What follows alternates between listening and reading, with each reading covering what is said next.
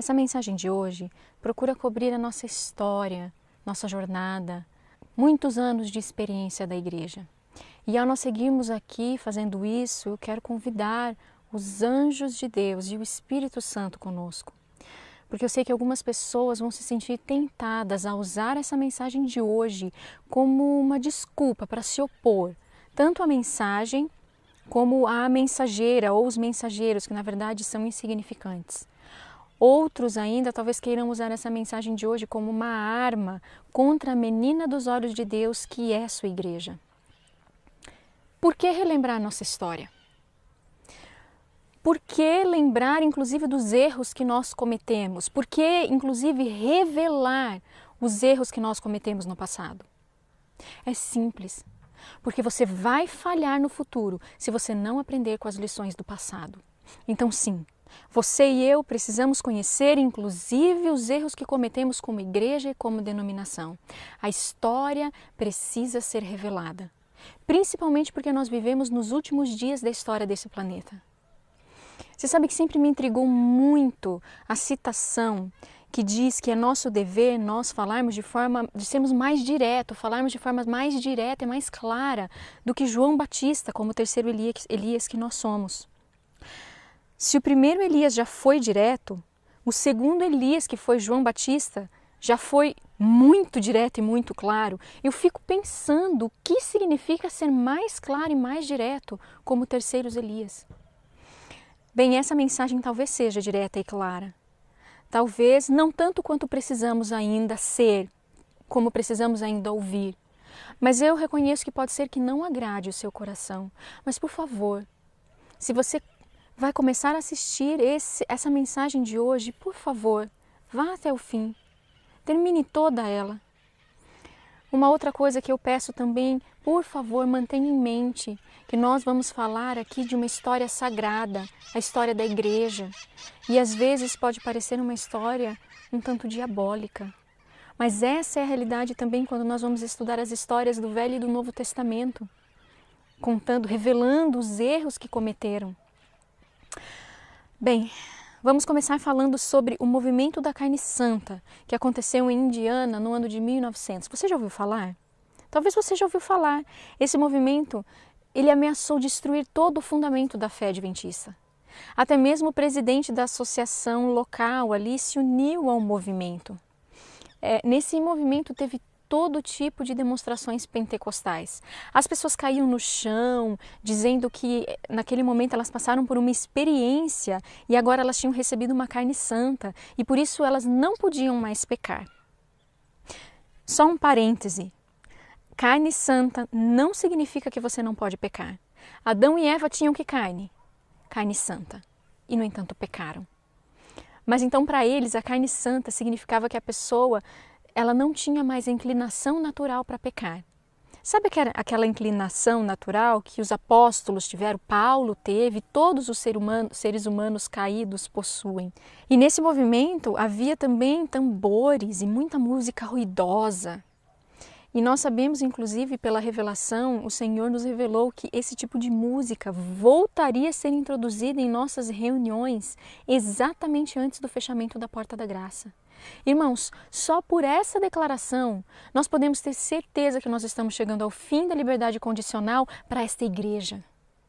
Porque sim, primeiro começa com a casa de Deus. A porta da graça está para se fechar, irmãos e irmãs. Para mim, sim, e para você também. Em verdade, primeiro para pastores, para líderes e depois para cada membro, para cada um de nós. Oremos, irmãos, por nossos líderes e nossos pastores. Mas voltemos à Indiana. A situação ficou tão terrível que a Conferência Geral enviou 2 representantes para tentar fazer alguma coisa a esse respeito. Um dos homens enviados pela Conferência Geral foi o pastor Stephen Haskell. Eu não sei se você conhece algo sobre esse pastor ou o que você pensa sobre ele, mas ele era um dos nomes mais importantes da igreja na época. Então, quando Haskell chegou àquelas reuniões de uma das campais que estava tendo naquele ano, ele teve contato com coisas diferentes, com coisas que espantaram mesmo ele. Coisas que, por exemplo, ele nunca tinha ouvido falar. dentro da Igreja Adventista. Ele descobriu que o tema central da crença deles era que Jesus tinha vindo com uma natureza não caída. E foi ali naquele movimento, o movimento da carne santa, que pela primeira vez na Igreja Adventista foi feita a afirmação de que Cristo tinha vindo numa natureza não pecaminosa ou não caída. E você sabe que é triste a gente perceber que foi de uma situação de apostasia é que gerou essa fonte poluída de pensamento, trouxe para os nossos dias essa fonte poluída de pensamento. Se você voltar na história, você vai encontrar que essa ideia veio do catolicismo agostiniano. Por volta do século IV ou V, foi Agostinho que disse que Cristo possuía uma natureza não caída. E hoje, infelizmente, a maioria dos adventistas crê exatamente nisso. Que Jesus tomou sobre si a natureza não caída de Adão, ou natureza de Adão antes da queda, ou natureza pré-lapsariana. Porém, não é uma visão bíblica. Sua origem é de outra fonte, porque já a Bíblia fala claramente sobre Jesus ter nascido de mulher, da descendência de Davi, e nós sabemos muito bem com que natureza Davi nasceu. O Espírito de profecia revela para nós que Jesus não foi isento da grande lei da hereditariedade, como a Bíblia também afirma. Contém no Espírito de profecia cerca de 40 citações sobre Jesus ter vindo numa natureza caída como a nossa. E o Espírito de profecia não poderia trazer algo diferente disso, uma vez que nunca foi escrito nada que contrariasse a Bíblia. Deus considera esse assunto tão importante que Ele achou por bem que nós tivéssemos mais de 40 declarações ou cerca de 40 declarações claríssimas como o dia sobre esse assunto. E é intrigante que muitas pessoas hoje chegaram à conclusão de que esse assunto seja irrelevante, não tem importância, não precisamos falar sobre isso. Irmãos e irmãs, estudem a palavra de Deus, que é confirmada ainda mais pelos testemunhos do Espírito de profecia. E firmem-se na verdade e nunca serão levados por essas falsas doutrinas. E não tentem torcer a Bíblia e o Espírito de profecia como muitos procuram fazer para sua própria ruína e vergonha eterna. Exijam um assim diz o Senhor de tudo que ouvirem e decidirem crer. Mas voltando à história, então quando Haskell ouviu que Jesus tinha tomado sobre si uma carne não caída, soou estranho, porque ele não tinha ouvido isso antes no seio adventista. Então ele escreveu uma carta para a irmã White, e isso que eu vou ler agora é parte do que ele escreveu. E diz assim: quando nós declaramos que acreditávamos que Cristo nasceu em humanidade decaída, espera um pouquinho, com qual humanidade ele disse que a igreja, ele disse, com qual humanidade ele disse que a igreja acreditava Cristo ter nascido? Humanidade decaída. Então, quando nós afirmamos isso, eles nos representavam como crendo que Cristo pecou. Irmãos, em qual doutrina você acha que eles acreditavam, essas pessoas desse movimento da carne santa, que é uma doutrina que caminha lado a lado com a natureza pré-lapsariana? Sim, pecado original. Continuando. Apesar do fato de nós termos declarado nossa posição com tal clareza que não víamos como alguém haveria de entendê-la mal. Irmãos, é diferente hoje? Quando você diz assim, Jesus tomou sobre si a natureza decaída de Adão, muitas pessoas olham para nós e dizem assim, você está fazendo de Jesus um pecador. E é por isso que a teologia de Agostinho, de Cristo ter vindo com uma natureza santa, acabou levando a uma outra falsa doutrina não bíblica, a Imaculada Conceição, que foi o Papa Pio IX, em 1854, que fez aí essa falsa doutrina. É antibíblico dizer que Maria nunca pecou, porque crer nisso chama a palavra de Deus de mentirosa, porque a Bíblia é clara em dizer que todos pecaram, menos Jesus. Bem, mas vamos continuar lendo a carta que ele escreveu para a irmã White. Então, quando nós declaramos que acreditávamos que Cristo nasceu em humanidade decaída, eles nos representavam como crendo que Cristo pecou, apesar do fato de termos declarado nossa posição com tal clareza que não víamos como alguém haveria de entendê-la mal. Agora raciocine comigo. Isso aconteceu em 1900. Então quer dizer que nós estamos ouvindo hoje os ecos dessa heresia que já faz 100 anos que surgiu aí no seio da igreja e foi reconhecida como heresia, um movimento que foi reconhecido como um movimento de heresia.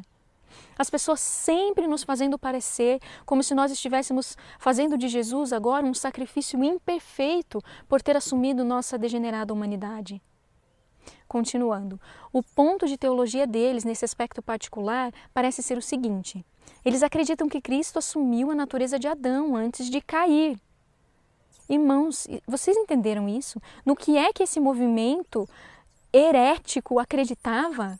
Na natureza pré-lapsariana de Cristo.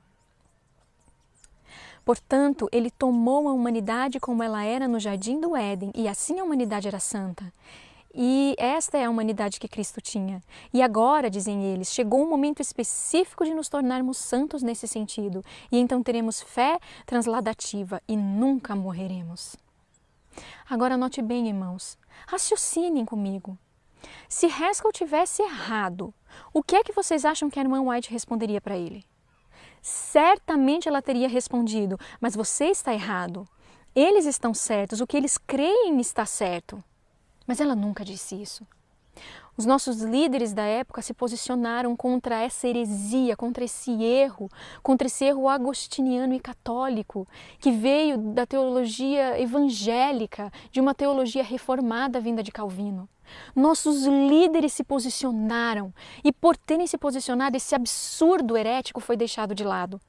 E a geração que nasceu por volta ali dos anos 1930 e chegou até a década de 50, nunca tinha ouvido falar em outra posição, a não ser que Cristo tenha tomado sobre ele a nossa natureza caída ou a nossa natureza pecaminosa. Na verdade, se nós pararmos para pensar, ele nem poderia ter morrido, porque ninguém na história morreu numa carne sem pecado. Adão e Eva se tornaram mortais por terem perdido a sua carne santa. E Cristo teve de perdê-la também, por mim e por você, para nossa salvação. Ele foi feito pecado por nós. Caso contrário, ele não poderia morrer. Hebreus deixa isso muito claro. E diz assim: e visto como os filhos participam da carne e do sangue, também ele participou das mesmas coisas, para que pela morte aniquilasse o que tinha o império da morte, isto é, o diabo. Irmãos, essa heresia não prosperou em 1900, graças a Deus. Mas em nossos dias, parece mais como um tsunami inundando todos os lugares no seio da nossa igreja. E eu digo por quê, irmãos? É claro e simples por que isso tem acontecido nos nossos dias. Porque a liderança abraçou essa heresia, ou ao menos permaneceu em silêncio. Ou ainda surgiu com essa ideia absurda de que Cristo veio com uma natureza física decaída, ok, mas com uma natureza da alma divina.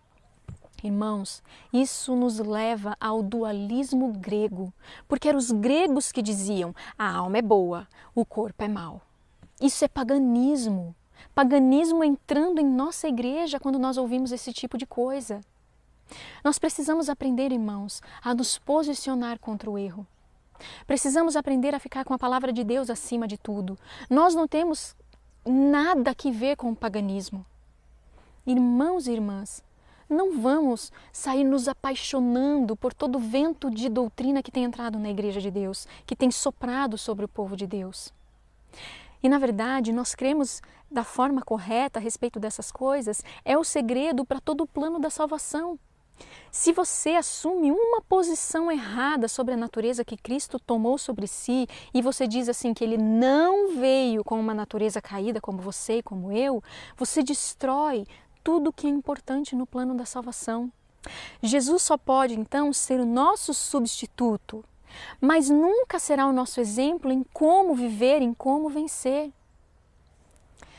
Mas vamos avançar um pouco e falar de uma outra situação. Vamos falar sobre a Conferência Geral de 1903 que ocorreu em Battle Creek e a questão da autoridade da igreja ou da forma autoritária que a igreja estava assumindo, porque a igreja começou a ficar mais autoritária, mais hierárquica. E se você estudar um pouco da história e do que aconteceu em 1888, você vai entender por que a igreja começou a sentir necessidade de ficar mais autoritária e mais controladora. É pelo simples fato da liderança nunca ter aceitado, a liderança da época, e vem se perpetuando até os nossos dias, não ter entendido a mensagem da justificação pela fé e nem aceitado. Então houve-se a necessidade de controlar tudo. O que iam ensinar nas escolas? Vamos formar um comitê, tem que passar por essa mesa diretiva, tudo tem que passar pela associação, tudo tem que passar, os pastores têm que autorizar tudo, tudo tem que ser autorizado, por terem rejeitado a luz de 1888. E isso causou uma grande crise no ano de 1901, porque muitos começaram a se posicionar contra esse sistema controlador e hierárquico que começou a surgir. E chegaram até a dizer que não iam nomear mais um presidente para a Conferência Geral. Eles então iriam nomear somente 25 membros de um comitê executivo da Conferência Geral. E deixaria então que esse comitê escolhesse um líder para presidir as reuniões, simplesmente por questões de ordem. E em cada reunião que eles fizessem, esse comitê teria liberdade de votar e escolher outro presidente para presidir as reuniões. Porém, o primeiro presidente do comitê, o pastor A.G. Daniels, dentro de poucos meses e por sua própria iniciativa, começou a assinar as cartas que ele escrevia como presidente da Conferência Geral. E se você fizer uma busca nos nossos registros históricos, você vai encontrar ali que o pastor Daniels foi presidente da Associação Geral de 1901 a 1922. Na verdade, não. Ele não foi. Ele era o presidente do comitê em 1901. A propósito, Jones e Kellogg estavam nesse comitê também. E houve uma tentativa de colocar Jones como presidente do comitê, mas foi derrotado pelos votos. Já era, irmãos, como dois exércitos ali, como cada um decidindo, duas frentes, cada um decidindo de que lado ou qual exército fariam parte. Uma verdadeira guerra entre o bem e o mal. E como resultado, o pastor Daniels, a partir de 1903, por usurpação de poder, tomou o posto de presidente da Conferência Geral. Quando a irmã White ouviu o que estava acontecendo, ela escreveu um pouco antes da Conferência Geral de 1903 que esse tinha sido ou estava sendo o maior desapontamento da vida dela até aquele momento. Quando eu li isso, irmãos, eu fiquei impressionada. Porque eu li sobre o grande desapontamento, a terrível dor de alma que ela sentiu pela liderança da igreja ter rejeitado a mensagem de 1888. Então eu consigo imaginar quão desapontada ela estava pelo que estava acontecendo agora, esse movimento hierárquico que estava surgindo aí na igreja. Ela estava muito triste com esse sistema de controle. Por aproximadamente 8 votos, a mais ou menos uns 20 votos, ou seja, uma grande diferença de votos, a Conferência Geral desprezou o Conselho do Senhor e votou pela reeleição do pastor Daniels. Na verdade, o pastor Daniels foi eleito presidente da Conferência Geral somente em 1903, embora ele já viesse pensando ser o presidente desde 1901. Por quê que esse foi o maior desapontamento na vida da irmã White até aquele momento? Sabe por quê, irmãos? Porque ela estava olhando para nós hoje. Porque o maior erro que o povo de Deus está cometendo hoje é o mesmo erro que os judeus cometeram. Qual é esse erro? De colocar a sua fé num sinédrio, num sumo sacerdote, que na verdade, na época de Jesus, era um homem mau.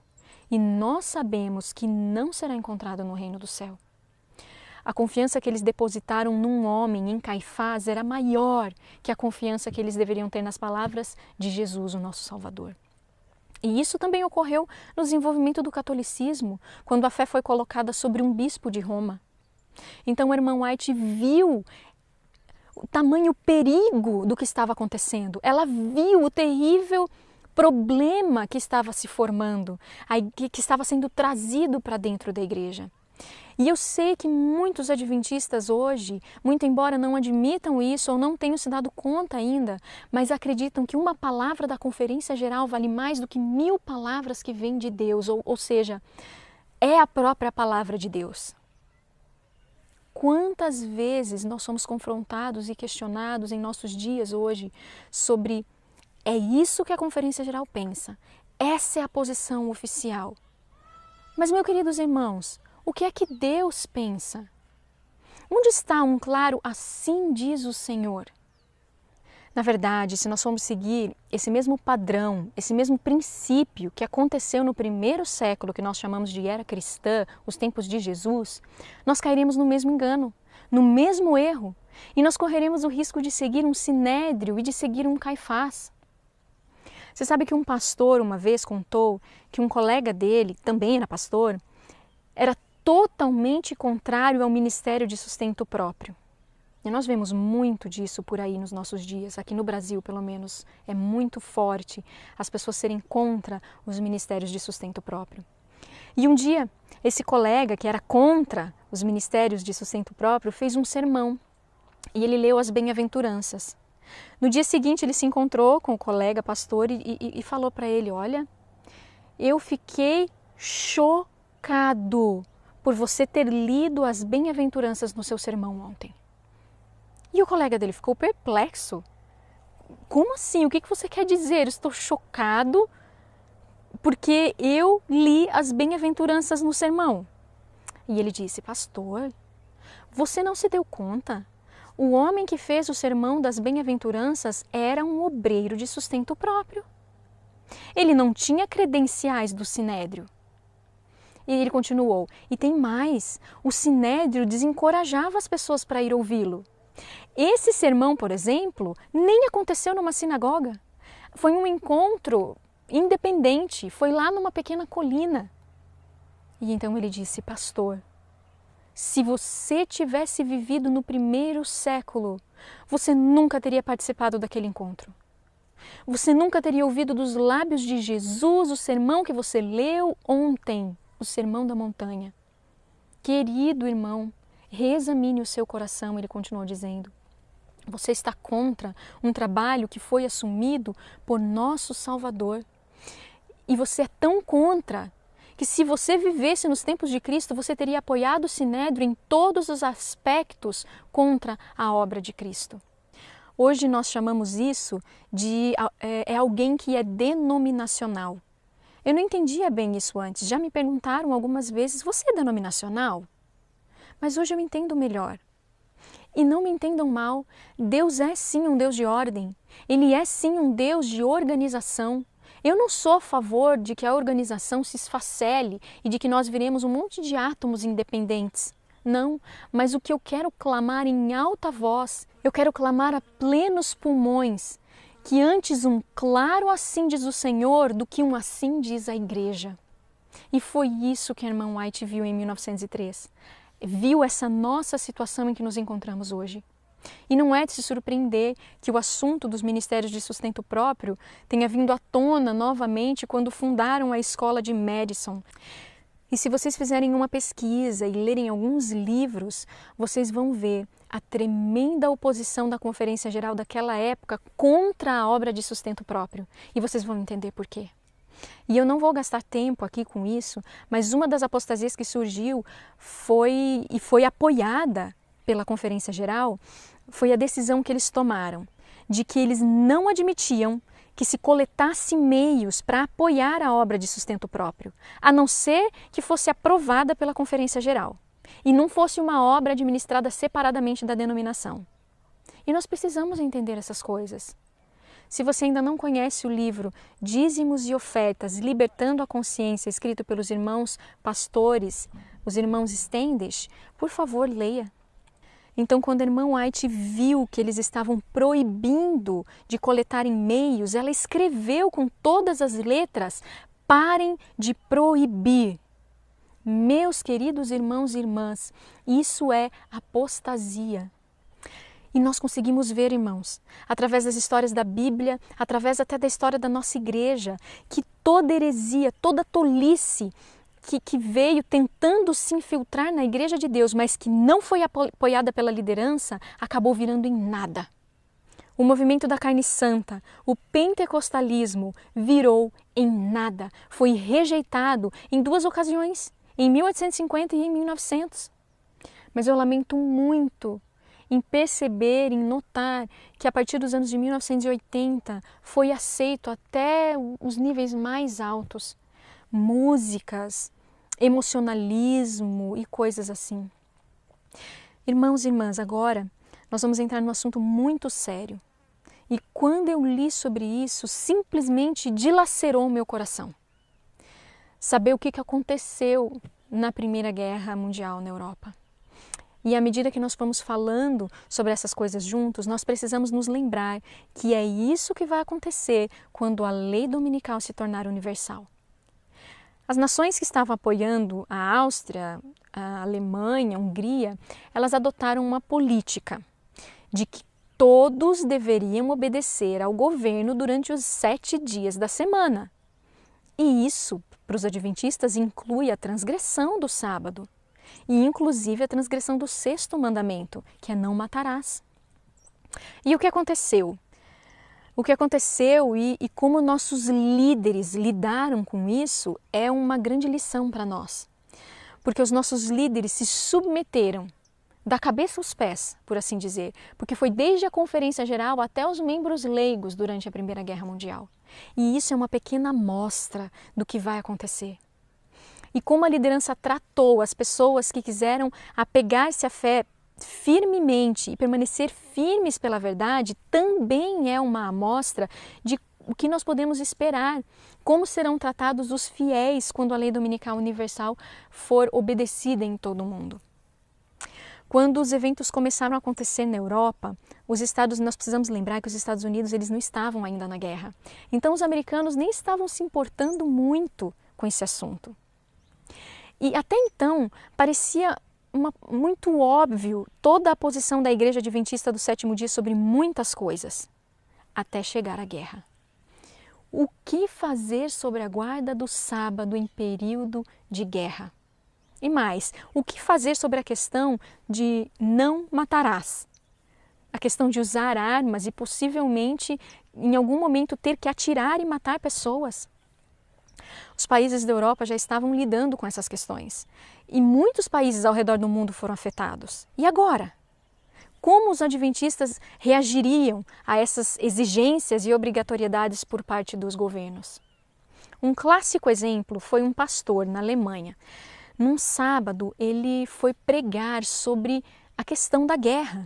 E ele falou claramente que o dever dos adventistas, do povo de Deus, era ficar fora do serviço militar. Não ir para a guerra. Que nós não podemos servir a Deus e aos comandantes militares ao mesmo tempo. E isso está nos Testemunhos para a Igreja, volume 1, página 361. E ele dizia, devemos ficar milhares de quilômetros longe do serviço militar. E em comparar esse conselho e pensar que nós temos, quem sabe, milhares de jovens adventistas servindo no exército, é muito triste. Mas nós fomos conduzidos a esse tipo de comportamento pelas decisões que tomamos no passado. Nós fomos ensinados, como se nós tivéssemos sido ensinados, que sob tais circunstâncias, em guerra, os princípios mudam. E então as pessoas que estavam assistindo ao sermão, elas diziam amém, amém. E elas saíram dizendo que sermão maravilhoso, era a palavra de Deus, ficaram encantadas e maravilhadas e reconheceram que era a vontade de Deus. Na semana seguinte, o mesmo pastor se levantou, tomou o púlpito e estava tentando agora convencer as pessoas de que elas deveriam ir para a guerra. O mesmo pastor. As pessoas mal podiam acreditar. Elas chegaram a pensar que o pastor delas tinha ficado louco, tinha perdido a consciência. Mas o que elas descobriram depois foi que ele tinha recebido ordens da União Europeia ou Divisão Europeia. E a ordem havia vindo do mais alto nível da liderança da igreja alemã. E a igreja, a liderança da igreja, tinha até escrito uma carta, um comunicado para o governo alemão, dizendo que a Igreja Adventista do Sétimo Dia ia servir nessa guerra como qualquer outro alemão, com lealdade, em nome da pátria amada, e que eles serviriam até mesmo aos sábados, se isso fosse necessário. Isso foi em 1914. E então o povo se dividiu. Alguns aceitaram, a grande maioria, e outros não. E os que não aceitaram, irmãos, muitos acabaram sendo presos. E muitos até perderam a vida. Mas por toda a Europa havia um pequeno grupo que se recusou a quebrar o quarto e o sexto mandamento. Um pequeno grupo de adventistas do sétimo dia. Pessoas fiéis, dedicadas. E os irmãos da divisão, num primeiro momento, disseram assim: bem, vocês têm o direito de escolher. Vocês têm a opção de decidir, mas esta é a posição oficial da igreja. E você sabe que eu sempre pensei que se você deixa as pessoas livres para elas tomarem a própria decisão, elas vão fazer uso dessa liberdade. E elas vão estudar, vão pesquisar e vão tomar as suas próprias decisões baseadas na própria consciência que elas tiveram nesse momento de busca e de estudo com Deus. Mas o que acontece é que elas acabam decidindo aquilo que os outros decidiram. Uma minoria acaba exercitando essa liberdade de escolha que Deus deu, porque a maioria das pessoas não pensam por si mesmas. Seguem cegamente tudo aquilo que os irmãos falam ser o certo. E como eu queria que o que os irmãos falam fosse sempre o correto, mas não é o caso. Devemos pesquisar por nós mesmos. Nós somos protestantes, lembra? Nós somos um sacerdócio de crentes, não somos? Nós acreditamos que a Bíblia é o único fundamento da nossa prática e fé. Sim, é verdade, nós temos o espírito de profecia, que nunca nega nada, nem contradiz nada do que a palavra de Deus diz. E se isso é verdade, o que eu acredito e creio de todo o meu coração, consequentemente, nós só podemos usar, para nós tomarmos decisões, irmãos, nós só podemos nos basear na inspiração.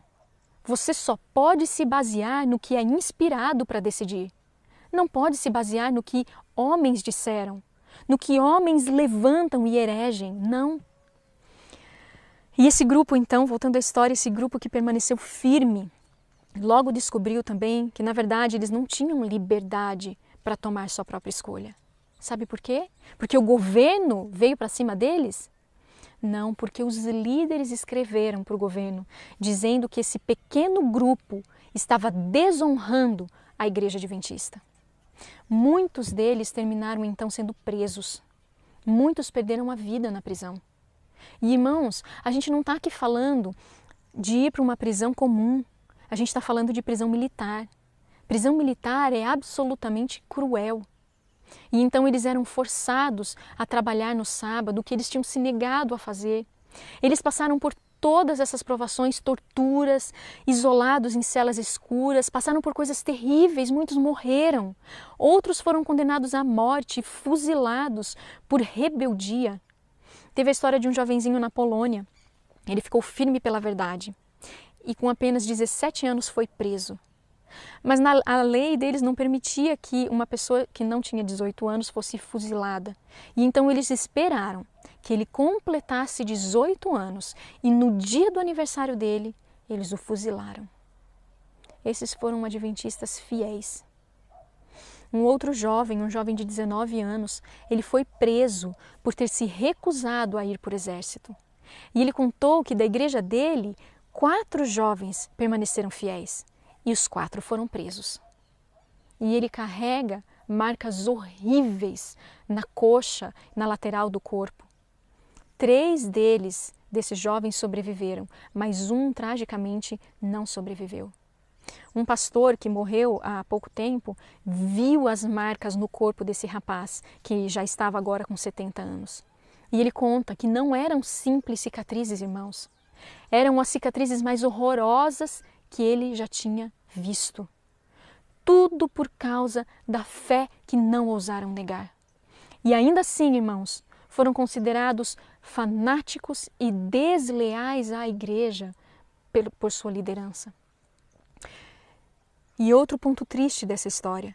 Muitos, aproximadamente 2.000 pessoas, 2.000 membros foram excluídos da igreja em várias partes da Europa por causa disso. Um outro caso foi na Escandinávia, antes da Primeira Guerra Mundial. Um jovem dinamarquês de uns 19 anos passou por torturas terríveis na Dinamarca, porque ele tinha se recusado a ir para o exército, por ter entendido que não tem como servir a 2 senhores.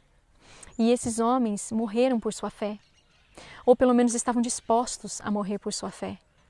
E eu acredito que essas pessoas são parte daquele grupo que vão usar as bordas vermelhas na sua vestimenta, como os mártires, porque eles morreram por sua fé. E enquanto eles estavam sofrendo por sua fé, os seus líderes não somente não os estavam ajudando, mas foram ao tribunal contra eles. Eu não estou aqui querendo destruir a nossa igreja, muito pelo contrário. Eu não quero que você, que os nossos pastores, que os nossos líderes, que todos nós, eu não quero que nós soframos a destruição junto com o povo comum que rejeitou a verdade. Antes, eu quero que todos nós consigamos entender por que é que nós estamos nessa situação. Por que é que nós estamos em apostasia? E ninguém aqui fique chocado por eu dizer que a igreja está em apostasia. Nós conhecemos muito bem o que o próprio Jesus disse de nós. Nós conhecemos muito bem o que a irmã White viu. Ela viu a apostasia ômega e ela tremeu. E tudo porque não compreendemos a mensagem da justificação pela fé. Porque quando nós estudamos a nossa história de 1888, não existe outra conclusão para a gente chegar. Senão que nós, até hoje, sim, até hoje, nós temos nos mantido bem resistentes à mensagem e mensageiros. E a rejeição de uma luz, irmãos, traz trevas. É por isso que nós estamos patinando espiritualmente. Porque a partir da rejeição da luz, sobre viver como Jesus viveu pela fé, ter Jesus habitando em nosso coração e viver não mais nós, mas Cristo vivendo em nós pela fé, por termos rejeitado essa mensagem e não entendido essa mensagem, então desenvolveu-se a partir daí a apostasia ômega. E essa apostasia tem alcançado uma proporção avassaladora, assustadora. E não se esqueçam, nós devemos ser mais diretos que João Batista. E isso, eu nem estou chamando ninguém de raça de víboras, mas a inspiração acaba de dizer, vocês têm que ser mais diretos ainda que isso, mais diretos do que dizer, sois raça de víboras, mais diretos do que isso. Deus tenha misericórdia. E então nós lemos na Bíblia, porque virá o tempo em que não suportarão a sã doutrina. Irmãos, existe uma única igreja que em sua pureza tem essa doutrina. E é a Igreja Adventista do Sétimo Dia. Então esse texto está falando com quem, irmãos? Está falando para quem? Está falando para a Igreja Adventista. Acabou de dizer, a Igreja Adventista vai chegar um tempo em que a Igreja Adventista não suportará ouvir a sã doutrina. Deus está tentando dizer que até as pessoas que pertenceriam à única igreja que tem essa doutrina e que professam ser membros dela, não suportarão essa doutrina. Antes, tendo coceira nos ouvidos, amontoarão para si doutores. E é interessante a gente encontrar essa palavra doutores, os doutores da lei. Homens sábios em que a gente talvez esteja confiando. E amontoarão para si doutores, conforme as suas próprias concupiscências, e desviarão os ouvidos da verdade. Irmãos, percebam o que está dizendo aqui. Não está dizendo assim, vão desviar os ouvidos de uma verdade. Vão desviar os ouvidos da verdade, voltando às fábulas. Aí você pode parar aqui e dizer assim, Carol, você está dizendo que a igreja está em apostasia? A igreja tem apostasia dentro dela, mas a igreja não está em apostasia. Você já ouviu isso?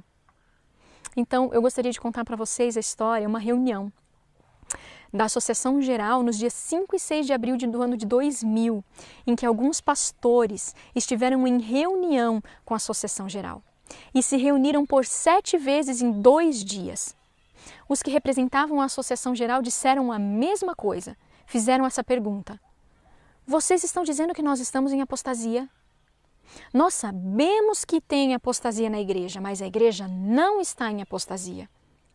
E então um dos pastores que estava ali apresentando toda a nossa situação da nossa igreja diante da conferência geral, disseram assim: escuta, vocês estão dizendo que vocês sabem que tem apostasia dentro da igreja, ou seja, é do conhecimento de vocês que há apostasia na igreja, mas a igreja não está em apostasia. Ok.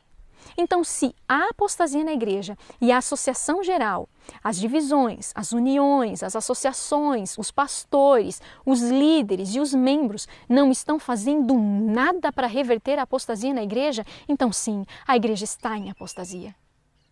E esse é o nosso problema. Nossa liderança, o nosso povo, parece que não consegue conceber a ideia de que a igreja sim está em apostasia. E isso dói. Os hebreus, em sua época, também não conseguiam aceitar isso. Aí Cristo veio e mostrou claramente que eles estavam em apostasia. E então o crucificaram. Meus queridos irmãos e irmãs, a nossa igreja está hoje cheia de fábulas, cheia de questõezinhas e de coisinhas que não têm credencial divina, não é do comando divino. E eu quero falar um pouco mais das lições sobre a guerra, e eu quero que vocês se lembrem que é importante a gente saber isso, porque é como um aviso prévio, um protótipo do que vai acontecer de novo. Porque aqueles que de fato decidirem ficar firmes pela verdade serão pressionados e muitas vezes até forçados, porque não haverá a questão da liberdade da consciência. Assim como muitos foram forçados a se unir ao exército e a quebrar o 4º e o 6º mandamento, mas os irmãos conscienciosos tiveram que se posicionar, assim acontecerá novamente. E eles no passado, nesse contexto da guerra, tiveram que se posicionar mesmo enquanto a liderança da União Europeia, pastor e secretário ali, ambos tinham escrito para o governo alemão dizendo que a igreja e os seus jovens obedeceriam ao comando dos líderes militares. E da mesma forma que o resto dos alemães. Então eles tiveram que se manter firmes, mesmo quando a igreja estava dizendo assim: não, nós vamos obedecer todo o comando dos líderes militares. Isso vai acontecer de novo, irmãos. Sabe do que a gente chama isso, irmãos? A tirania da tolerância. Nós devemos ser tolerantes? Sim. Mas cuidado com aqueles que toleram o erro.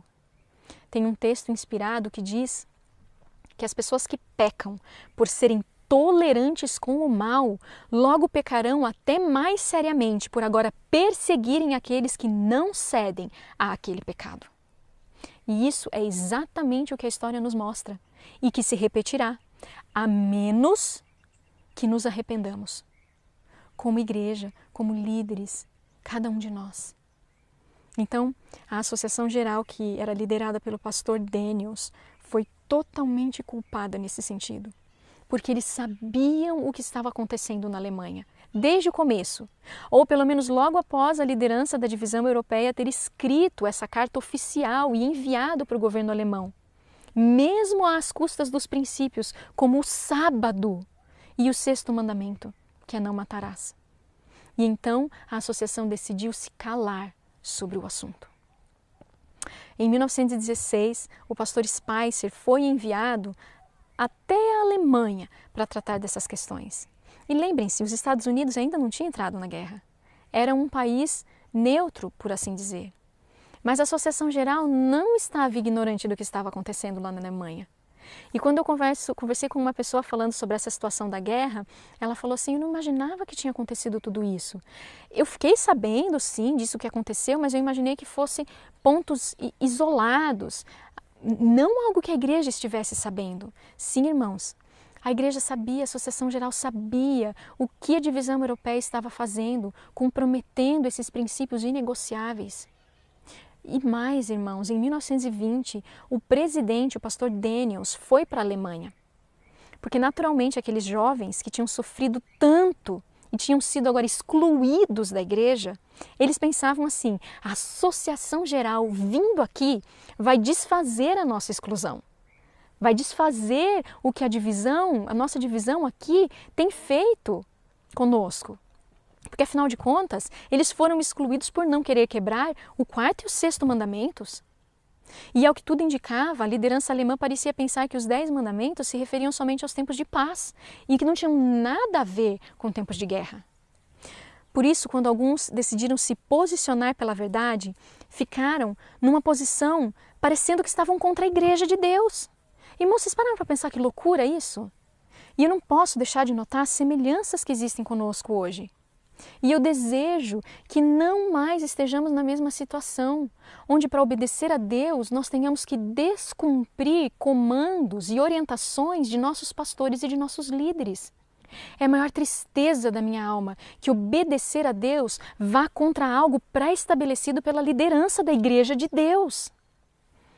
E esses membros fiéis, irmãos, e tantos jovens, esperavam que a Associação Geral fosse cancelar as exclusões deles, que reconheceriam que, na verdade, eles só queriam obedecer a Deus. Eles nunca quiseram desobedecer à igreja.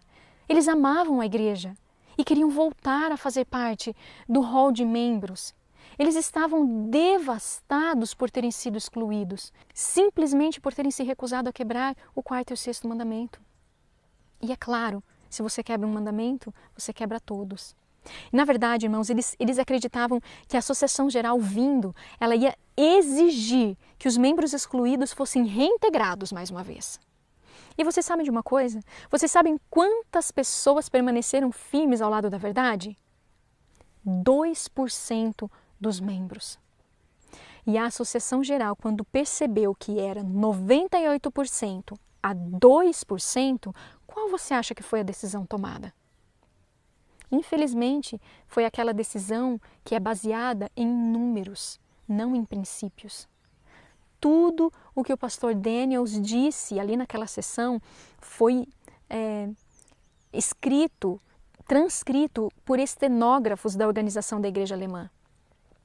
E ele chamou a esses 2% de irmãos fiéis, ele chamou de fanáticos, porque ele descobriu que não eram poucos deles, mas que a maioria deles eram vegetarianos, diferentemente dos demais adventistas europeus. E como o pastor Daniels era carnívoro, o fato dessa minoria ser vegetariana e ter se posicionado em algo que parecia contrário à igreja, isso foi demais para ele. Então o pastor Daniels até foi questionado sobre a reforma de saúde e ele divagou sobre o assunto. Ele nem deu uma resposta direta a uma pergunta direta. Afinal de contas, ele não seguia esse princípio. E ele disse com todas as letras que a Associação Geral sabia do que estava acontecendo, estava acompanhando as decisões e as medidas que haviam sido tomadas ali.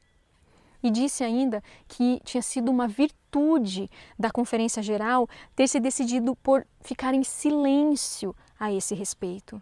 Irmãos, permanecer em silêncio, tanto nesse caso como na maioria das vezes, foi e é covardia. Então você pode imaginar a decepção desses irmãos esperançosos de que tudo seria resolvido, de que seriam aceitos de novo na igreja. Que decepção! E é claro que o principal argumento foi: como é que nós, que nem estamos na guerra, vamos estabelecer medidas para os outros? Irmãos e irmãs, em nome de Jesus, se posicionem pela verdade. Se posicionem pela verdade. E essa apostasia foi apoiada, ou pelo menos nada foi dito para assustar esse erro. E esses irmãos tentaram por 7 longos anos conseguir sua membresia de volta. E eu não sei se vocês sabem, mas alguns deles fundaram a Igreja Adventista do Movimento da Reforma. Irmãos, é por nossa culpa que eles se viram obrigados a fazer isso. E eu não estou aqui dando desculpas, não há desculpas para isso. E eu não pretendo me unir à Igreja do Movimento da Reforma. Mas meus irmãos e minhas irmãs, por 7 anos, eles tentaram ter sua membresia de volta. E não conseguiram. Irmãos, isso corta o meu coração. Isso corta o seu coração, irmãos. O meu está despedaçado em saber dessas coisas. Uma vez, 2 desses que tinham sido excluídos foram até a Conferência Geral em 1922 para tentarem ser ouvidos. Mas eles foram recusados. Se recusaram a ouvi-los na Conferência Geral de 1922. E essa situação nos conduziu a mesmas decisões na Segunda Guerra Mundial. E agora nós temos na nossa história esse padrão. E nós temos na nossa história esse trágico relato vergonhoso de que a liderança da Igreja Adventista do Sétimo Dia estava como que escravizada a Adolf Hitler. Se nós tivéssemos uma guerra aqui no Brasil agora, seria diferente? Ou será que nós quebraríamos o quarto e o sexto mandamento? Queridos irmãos e irmãs, lembrem-se, quando nós estivermos passando pelo desafio das leis dominicais, será que nós seríamos apoiados por nossa organização? Será que nós seremos excluídos por ela? Será que a Bíblia nos fala alguma coisa sobre sermos traídos por nossos irmãos? Sim, Jesus nos avisou, nós seremos traídos por nossos irmãos. Nós precisamos estar orando agora, porque se nós não estivermos firmes agora, nos posicionando pela verdade agora, irmãos, nós nunca o faremos. E agora eu gostaria de entrar num outro ponto da nossa história. Sabe quando a gente lê nos testemunhos as declarações dizendo que nós estamos fazendo exatamente o mesmo que a igreja antiga fez? A mesma dura cerviz, a mesma incredulidade, a mesma cegueira, a mesma atitude, o mesmo orgulho. Parece que a gente não consegue entender. Mas o que nós estamos vendo em nosso meio, nos dias de hoje, a maioria de nossos líderes de associação, de nossos pastores, de nossos membros, possuem em si a mesma atitude que no passado crucificou Jesus. Vamos falar da Conferência Bíblica de 1919, que foi uma desgraça. Em 1919 foi feita uma conferência bíblica para professores de Bíblia, ou como muitos gostam de chamar hoje em dia, os teólogos. Mas então foi feita essa conferência bíblica para professores de Bíblia, para professores de História, editores das nossas maiores revistas e para alguns de nossos líderes da Associação Geral e outras organizações maiores. Mas vamos abrir um parêntese aqui. Por que eu disse professores de Bíblia e não teólogos? Estudando sobre esse assunto eu entendi melhor. Existe uma diferença. Um professor de Bíblia é aquele que ensina as Escrituras. Simples assim. Abre a Bíblia e ajuda a pessoa a compreender melhor a Bíblia. E é tudo o que nós precisamos para levar pessoas para Deus. Já os teólogos se colocam como fontes a serem consultados. Entendeu a diferença? Nunca foi a intenção de Deus em que os teólogos nesse sentido existissem, porque é mais ou menos assim. O que a Bíblia quer dizer? A pessoa abre a Bíblia. O que a Bíblia quer dizer nesse ponto aqui, nesse verso? O que será que ela quer dizer? Ah, simples, vamos ver o que o teólogo X diz sobre o assunto. Ou seja, a teologia é frequentemente ideias de homens sobre o que a Bíblia diz. Ou, em outras palavras, fontes secundárias. Irmão, irmã, vá direto à fonte primária. Não falem o que os nossos pastores dizem, ou ele crê assim, o teólogo tal crê assim, mas é maravilhoso, ele estudou tanto, PhD, e ele estudou tanto sobre esse assunto, a gente não tem tempo de estudar, mas eles estudam tanto, isso é maravilhoso. Ah, não. Você deve ir para a palavra de Deus. E nós precisamos de professores de Bíblia, não de teólogos nas nossas escolas, nas nossas faculdades, nas nossas universidades, nem nas nossas igrejas. Mas voltando à Conferência Bíblica de 1919. O propósito dessa conferência era ter certeza de que nós estávamos falando a mesma língua em questões doutrinárias importantes. Contudo, muito do diálogo das reuniões acabou sendo sobre o dom profético de Ellen White, sobre a autenticidade do espírito de profecia e que posição o espírito de profecia ocupava na igreja. E todos esses registros dessa conferência bíblica acabaram sumindo, desapareceram. Mas nos anos de 1950, os registros foram recuperados e tudo o que foi dito naquela reunião pôde ser lido. Então, alguns educadores, alguns pastores, alguns líderes tiveram acesso àquele manuscrito, foi escrito então em forma de um manuscrito, aquelas reuniões. Um dos líderes, presidente de uma das nossas universidades, recebeu esse manuscrito e leu. E ele contou em diferentes ocasiões os relatos do que aconteceu. E esse é o relato dele. Ele diz assim: eu nunca tinha ouvido tanta conversa sem nexo até quando eu li esse material. E isso, irmãos, incluía o presidente da associação, o pastor Daniels.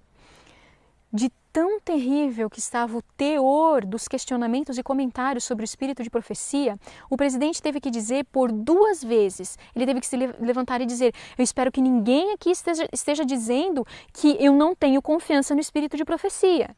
E então as pessoas diziam: não, não. E no entanto, hoje em dia, a gente se pergunta, por que nos nossos seminários e faculdades de teologia está do jeito que está hoje? Por que eles saem, os novos formandos saem com uma visão cética, questionando tudo, como se não houvesse uma verdade absoluta? A Conferência Bíblica de 1919 lançou as bases para esse tipo de comportamento. Abriu as portas para uma nova forma de ler o espírito de profecia. Olha, você tem que interpretar. Se você lê assim, entenda-se assim. E eles foram fundo na incredulidade e ceticismo, lançando dúvidas sobre o espírito de profecia. E eles diziam assim: olha, isso aqui, a irmã White estava certa. Agora, isso aqui, ela já estava errada. Que tristeza. Em 1980, o pastor Pearson, que é um ex-presidente da associação, ficou sabendo do conteúdo da Conferência Bíblica de 1919. Ele não podia acreditar. Ele leu a transcrição toda e ele ficou chocado. Ele era um homem de Deus.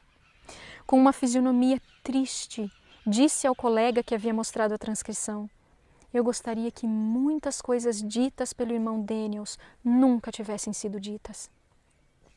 E continuou dizendo: quando eu vejo líderes traindo nossa confiança, é mais do que posso suportar. É tão difícil. E a Conferência Bíblica de 1919 foi o início do que nós chamamos hoje de agnosticismo, que temos encontrado nas faculdades e universidades adventistas de hoje em dia. E nos colégios também, e às vezes até nas escolas fundamentais. Quando eles perceberam que os líderes não se posicionavam de maneira decidida, então se sentiram à vontade para ir até as nossas instituições e ensinar tudo que é coisa que era de Satanás e não de Deus. E isso é trágico. É trágico que nós tenhamos em nossa história páginas tão terríveis assim. E as pessoas costumam dizer: é errado falar. A obra é de Deus. Ele está no controle de tudo. Ele vai colocar cada coisa em seu lugar. Glórias a Deus, porque isso é verdade. Agora, meu irmão e minha irmã, o que é que você acha que Deus está tentando fazer quando Ele conta para nós a nossa história horrorosa de apostasia, heresia e incredulidade? O que é que você acha que Ele está tentando fazer? Ele está justamente apelando à nossa consciência, à nossa razão, numa tentativa desesperada de que mudemos de rumo agora mesmo. Você consegue perceber isso? E não fiquem bravos comigo. É melhor ouvir de mim e da minha boca do que da boca do próprio Deus, porque eu tenho certeza que seríamos consumidos. Porque quando Deus se levanta para fazer justiça, Ele vem dar a cada um segundo as suas obras, quer sejam boas, quer sejam más. Sim, o Senhor vai tomar as rédeas das mãos de muitos líderes. Por enquanto, Ele tem apelado à nossa consciência, à sua consciência líder, pastor, ancião, diretor. Ele está apelando à sua consciência, membro, à minha consciência, a consciência de cada um de nós. Mas vai chegar o dia em que ele será obrigado a arrancar das suas mãos o poder que muitos julgam ser seu por direito. Me parece que a maioria tende a esperar por esse dia. A escolha é realmente sua. Se você vai esperar por esse dia ou se você vai entregar esse poder nas mãos de Deus agora. Hoje é o dia de cada um de nós. De cada líder entregar a direção da obra nas mãos do dono da obra e fazer isso enquanto ainda há vontade própria. Mas vamos avançar. Você já ouviu falar de Barnhouse e Martin? Se você ainda não ouviu falar nesses nomes, você provavelmente ainda não conhece onde começou a apostasia ômega. Para aqueles que não conhecem, Barnhouse e Martin, eles eram evangélicos. Um era presbiteriano e o outro era batista. Martin estava terminando um livro sobre as principais seitas não cristãs, no qual ele colocava a Igreja Adventista como uma das 5 grandes ou 5 principais seitas. Como Martin queria ser justo em seu livro, ele pediu uma entrevista com Leroy Froome. E Froome, por sua vez, pediu ao secretário de campo da Associação Geral, Walter Reed, para se unir a ele nessa entrevista. E em seguida, Roy Allen Anderson também foi convidado para se unir a eles. Anderson era um adventista altamente respeitado na igreja, um grande evangelista. Ele pregou para grandes audiências em vários continentes, um nome muito conhecido realmente. Ele também foi editor da revista Ministry, uma revista que todos os líderes e pastores adventistas liam avidamente. Reed conhecia muito bem as línguas bíblicas e era um grande administrador da igreja, respeitado e valorizado pela igreja. Froome era conhecido por ser um grande pesquisador de enorme capacidade produtiva. Nenhum dos três, no entanto, tinha conhecimento sobre teologia sistemática, que, simplificando, analisa as pesquisas teológicas e mostra as possíveis contradições e incoerências. E é importante, porque se você não compreende uma verdade, por pequena que seja, acaba interferindo em todos os outros pontos da sua crença. Exemplo, se as colunas não forem todas puras ou todas montadas corretamente, o prédio todo das crenças ficará tendencioso. E foi isso que aconteceu.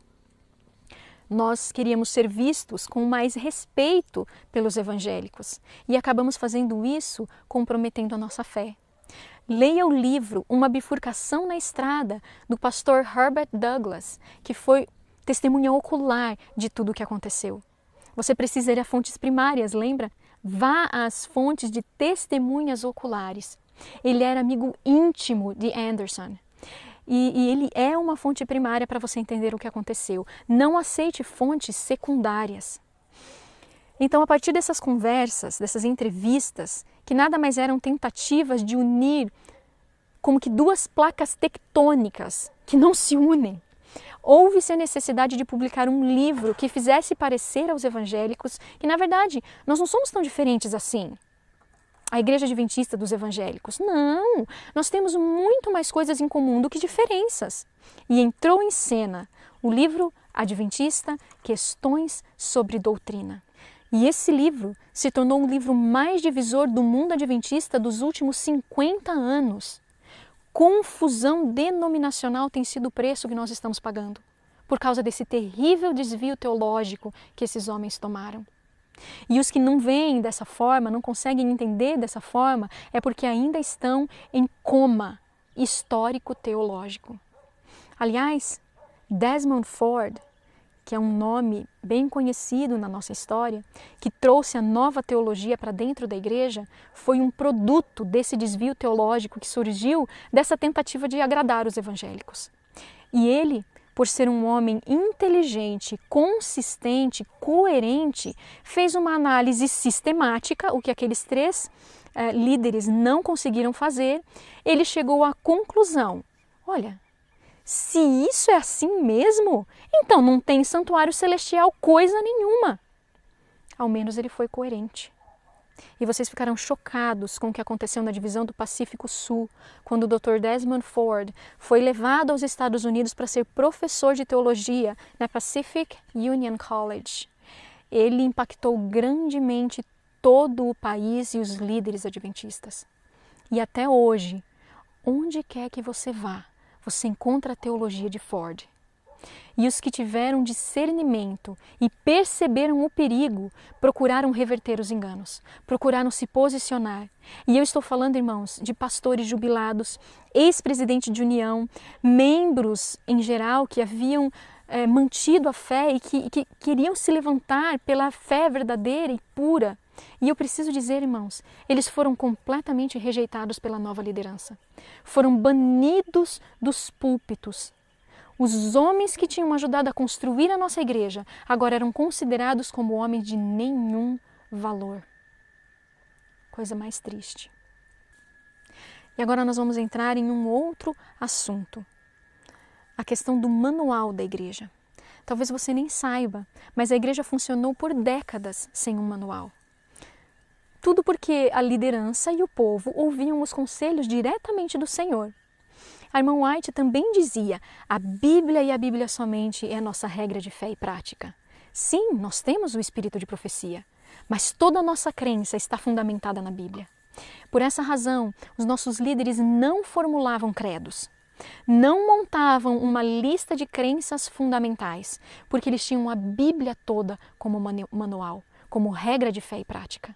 Eles não precisavam de um resumo da palavra de Deus. Eles não precisavam de um código de autoria humana.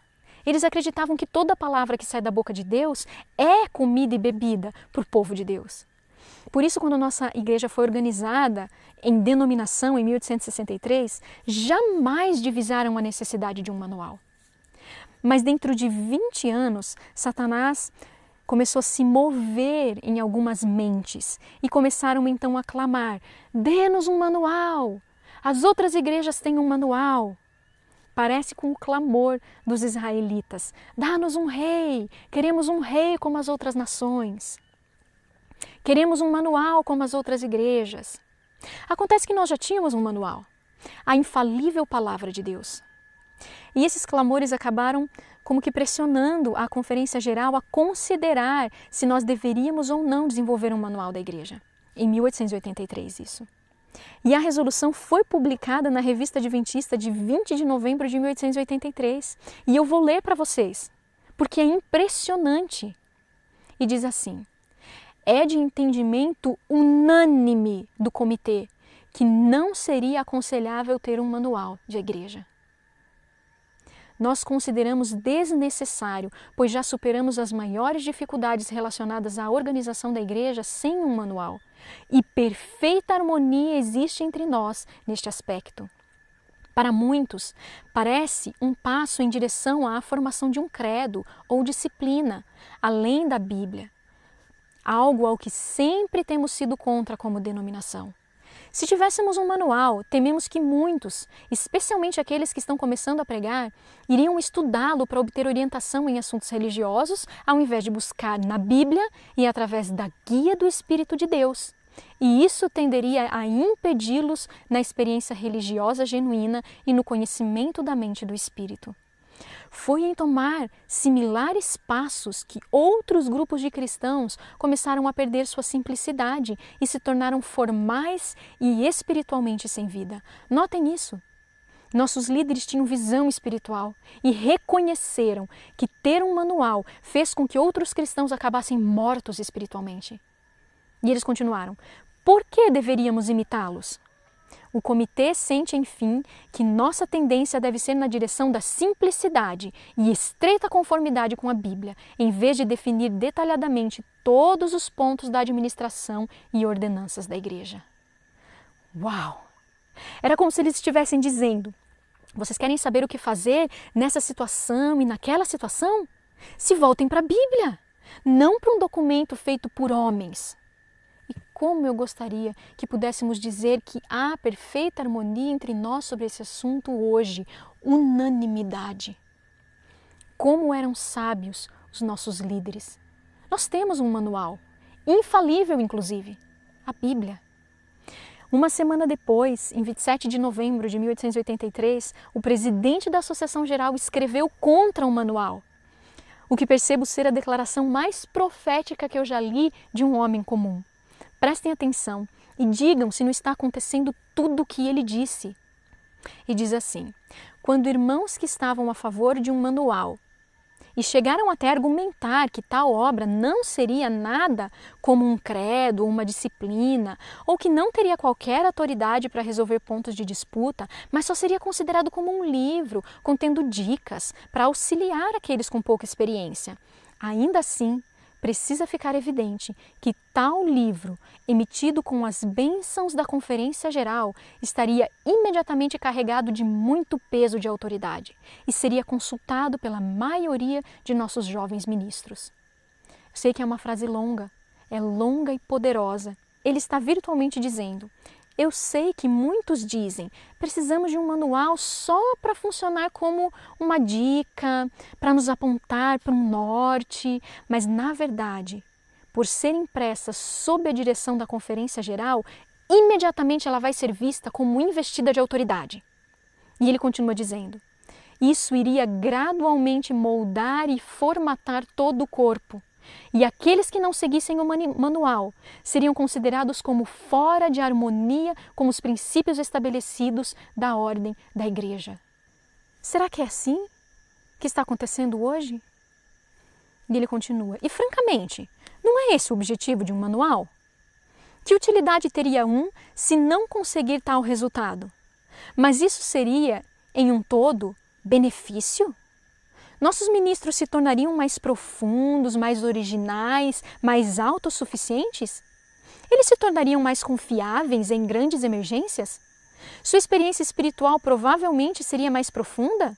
E seu julgamento seria mais confiável? Nós pensamos a tendência ser totalmente oposta. Temos mantido a simplicidade e prosperamos por assim fazer. É melhor que esse assunto fique esquecido. Por essas e outras razões, o manual da igreja foi rejeitado. É provável que esse assunto jamais seja trazido à tona novamente.